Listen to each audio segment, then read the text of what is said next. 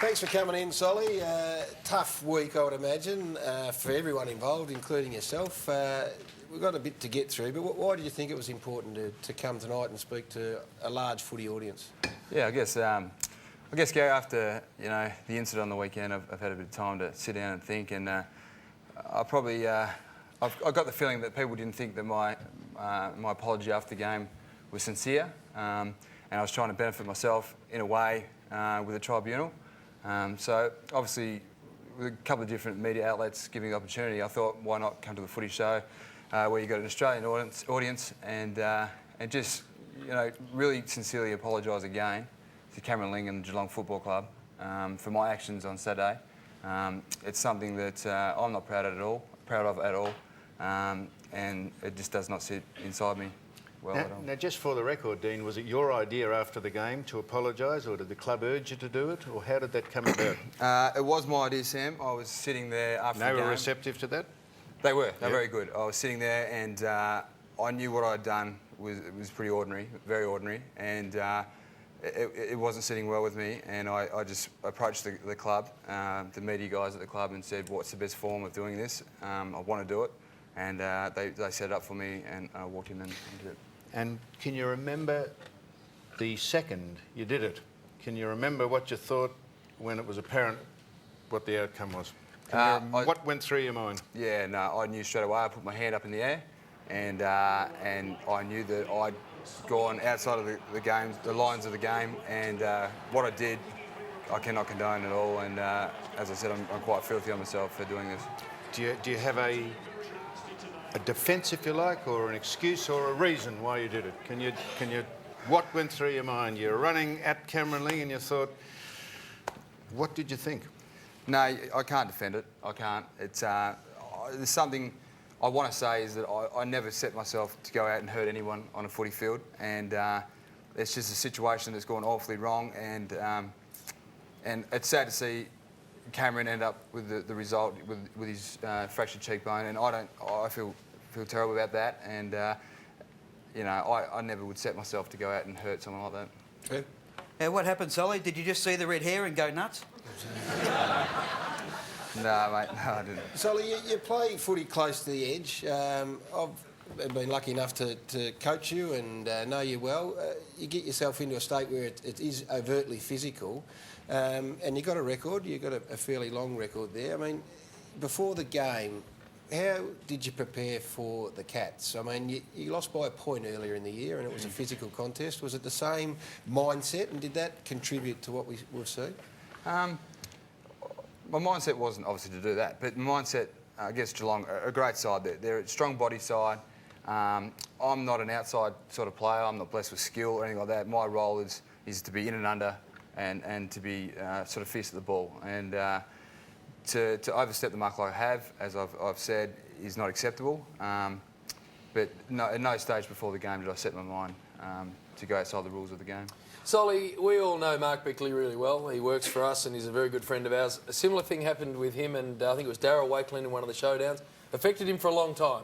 He really found it very hard to get over what had happened because it wasn't him. And anyone that knows you know that it's not you either. You're physical with wrestling and things like that, but this is a totally different thing. Yeah, it's pretty hard, mate. It's and I struggle.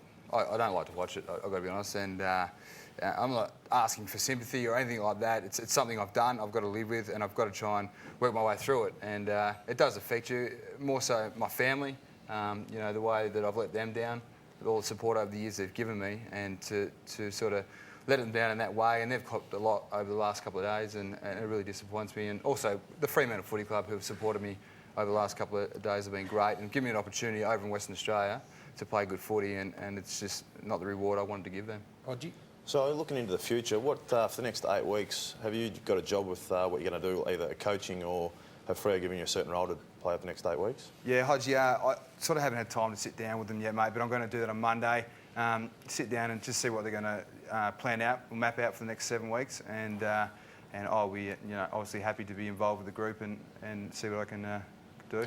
Now, you become obviously a bit of an anti-hero, I suppose. What about the public reaction walking around the streets of Perth or over here? Have you had any mail, good, bad, indifferent? How have you been treated? Yeah, look, there's been people in Australia who have given me a fair bit, and I deserve it, I guess. I've gone outside the lines, and I've really tried to stay away from reading papers or reading the news or looking at the news, and I've just tried to keep it low key. But I understand that what I've done, and I've got to cop the criticism that's going to come along with that, and just try and move on. Now, you might find this a strange question, but can you remember what you thought when Barry Hall had his indiscretions 8-9 weeks ago? Do you remember thinking, "Oh, gee, that's a stupid thing to do"? Or what did you think when he did that?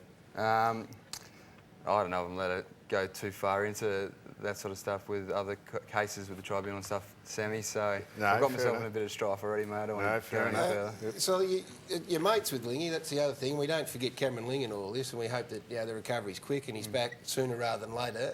You tried to ring him straight away. Have you had contact with him? Yeah.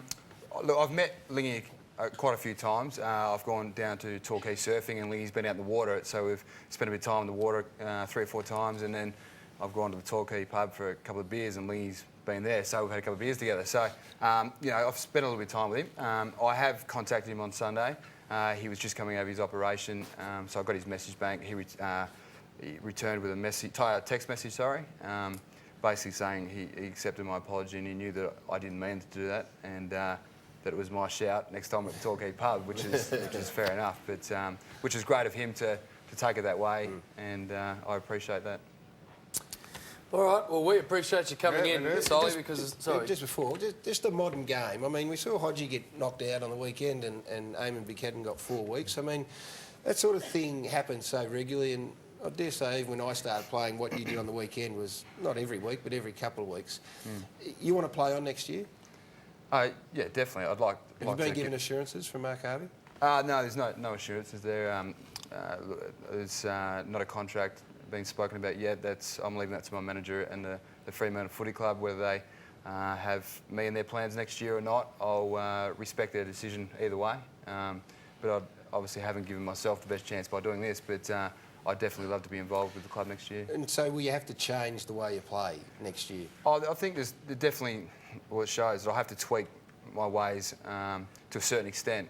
I can't completely change my whole game because it's just be impossible. As I said, I'm not an outside player. I'm not blessed with skills.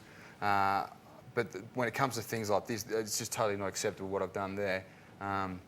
But there's definitely little things that I'll have to look at and work out over the summer if I get the opportunity. So have you had your contract for the rest of the year suspended, or have you been fined, or have they stopped paying you for the games that you're out, or what are your conditions for the rest of the year? Yeah, it's something we'll speak about, I'd say, early next week at the club. My manager will speak to the club about that situation. So you may be fined and have your I'm not sure, contract terminated? Because it'd be a pretty heavy fiscal penalty if it happened. Well, it could happen. It's up to what the Fremantle Footy Club want to do with that, and they'll speak to my manager. I don't like to deal with that sort of stuff. So, Speaking, I want to say, as we say goodbye, Dean Solomon was a little unsure about coming on tonight.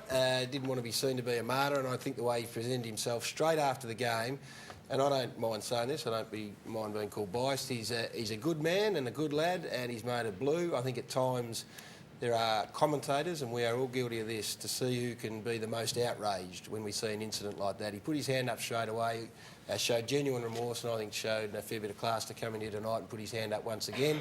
Hard thing to do, Solly. Good luck. Hope you get back to it.